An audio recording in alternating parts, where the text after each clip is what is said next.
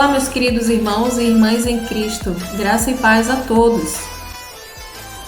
Sejam muito bem-vindos a mais um vídeo aqui do nosso canal. Se você gostar desse vídeo, deixe o seu like, se inscreva, ative o sininho para receber as notificações e compartilhe com seus familiares e amigos. O nosso desejo é que esse conteúdo seja uma bênção para a sua vida e para quem você compartilhar. Que Deus os abençoe!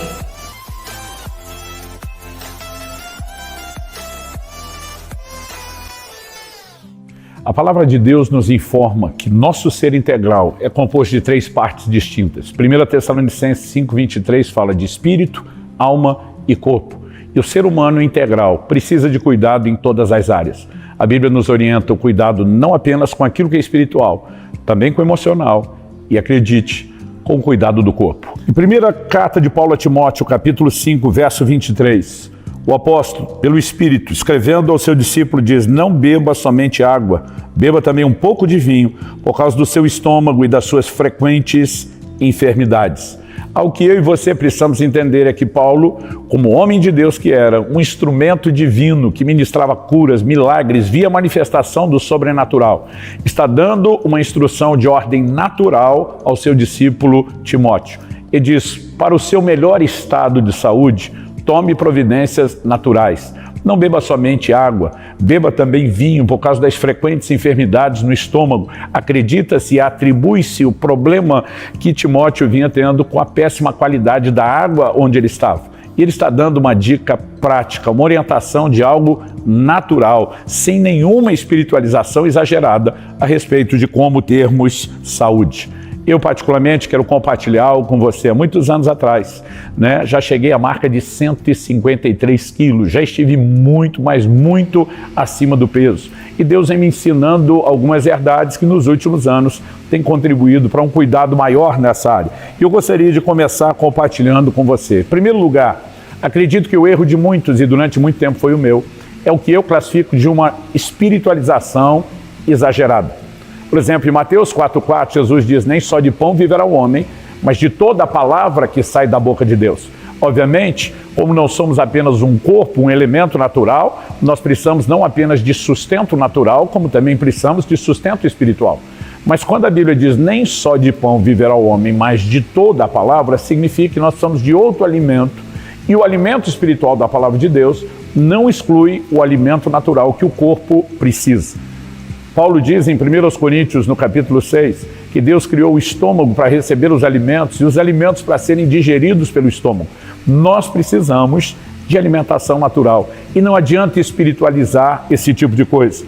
Quando olho para as Escrituras, eu percebo a preocupação de Paulo, por exemplo, naquele navio que acaba naufragando na ilha de Malta. E ele está preocupado em que as pessoas comessem antes do naufrágio, porque diz: a vida de vocês depende disso, vocês vão precisar de energia para lutar, para sobreviver no mar, nadando, para garantir a própria vida. Então, nós precisamos entender que a Bíblia nos apresenta tanto escolhas naturais como suas consequências. Por exemplo, em Deuteronômio, capítulo 22, verso 8, a Bíblia diz: quando você construir uma casa nova, faça um parapeito no terraço, para que você não traga culpa de sangue sobre a casa, se alguém de algum modo cair do terraço.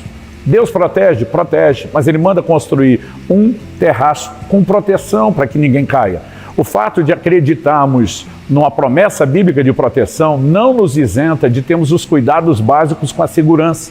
Da mesma forma como receber o alimento espiritual não nos isenta de alimentar o nosso corpo naturalmente falando. Eu acredito, quando olho para as Escrituras, que algumas desgraças poderiam ser evitadas e muitas vezes nós ficamos espiritualizando o que não precisa. Quando Paulo está naquele navio que acaba naufragando em Malta, em Atos 27, 21, ele diz: senhores, na verdade era preciso terem me atendido e não partir de Creta para evitar esse dano e perda. Eu tenho visto muito dano, em especial à saúde, por causa de pessoas que espiritualizam tudo e acabam não cuidando de si. Durante muito tempo, essa foi a minha mentalidade. Some de Deus, tem a bênção de Deus. Eu vi muitas curas, intervenções de Deus na minha saúde e não posso negar que Deus agiu. Mas me lembro do dia onde o Espírito Santo, depois de me curar pela terceira vez de um problema sério de coluna, que sempre se agravava pelo meu sobrepeso, ele disse para mim: eu não vou suspender para sempre as leis da natureza em teu favor, apenas porque em algum momento você exerce fé sem cuidar do seu corpo em outros momentos. Eu entendi que aquilo era um ultimato e aquilo me ajudou a alinhar algumas coisas na minha vida. Quando garoto, eu ouvia meu pai dizer que em João 11:39, quando a Bíblia diz tirai a pedra, quando Jesus afirma tirai a pedra antes de ressuscitar Lázaro, ele obviamente estava sinalizando o quê? Antes de eu fazer aquilo que é impossível para vocês, eu espero que vocês façam o que é possível, o que está diante de vocês. Então, eu preciso compreender, à luz das Escrituras, que eu tenho responsabilidades em relação ao cuidado do meu corpo e eu não posso espiritualizar isso. A segunda coisa que eu quero abordar aqui é uma declaração que pode assustar alguns. O céu pode esperar. Acredita-se, comumente se repete no meio cristão, que quando chega a hora certa do fulano partir, não tem como evitar isso. Particularmente, eu discordo de que todo mundo parte só com hora marcada. Por exemplo, Eclesiastes capítulo 7, verso 17 diz: não seja demasiadamente perverso, nem seja tolo, porque você morreria antes da sua hora. Se todo mundo vai com hora marcada, por que a Bíblia questionaria sobre a possibilidade de alguém morrer antes da hora? Acredito, ao examinar as Escrituras, que não há necessariamente uma hora determinada para partirmos.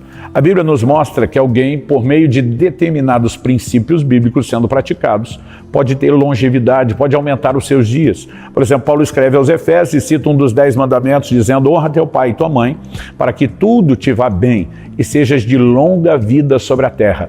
Alguém pode viver mais tempo porque decidiu honrar os pais. Mas a Bíblia também fala de gente que viveu menos por causa da sua desobediência. E há muitos textos que sinalizam que se a obediência aos princípios bíblicos traz longevidade, a desobediência, a quebra de princípios pode encurtar os nossos dias.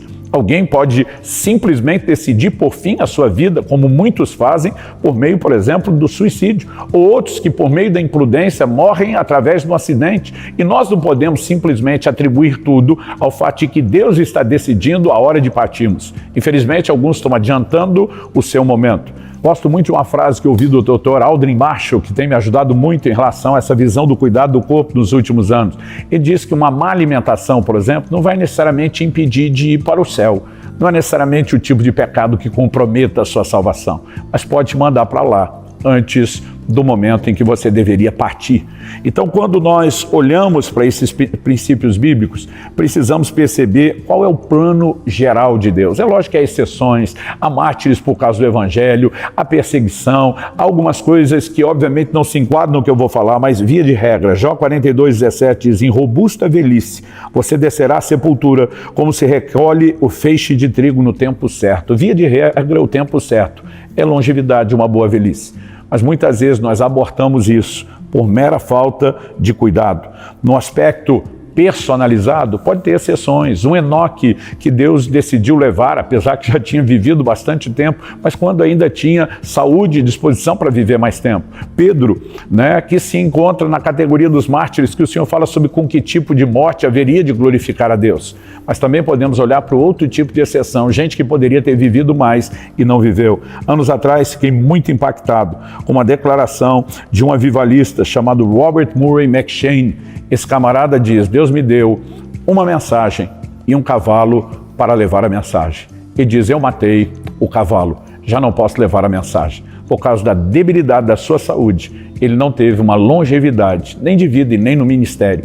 Em terceiro e último lugar, para terminar, precisamos entender cuidados necessários. O que esses cuidados envolvem? A Bíblia fala a respeito de uma mordomia em relação ao corpo, que Deus redimiu o corpo pertence a Ele, nós somos comprados, o corpo, na verdade, é propriedade do Senhor e nós precisamos ser bons mordomos, gerentes que cuidam bem do corpo. Como o cuidado do corpo se processa? Em Efésios, no capítulo 5, de 28 a 30, a Bíblia diz: assim também o marido deve amar a sua esposa como ama o próprio corpo. O corpo deve ser amado. Quem ama a esposa ama a si mesmo, porque ninguém jamais odiou o seu próprio corpo. Antes o alimenta e cuida dele, como também Cristo faz com a igreja, porque somos membros do seu corpo.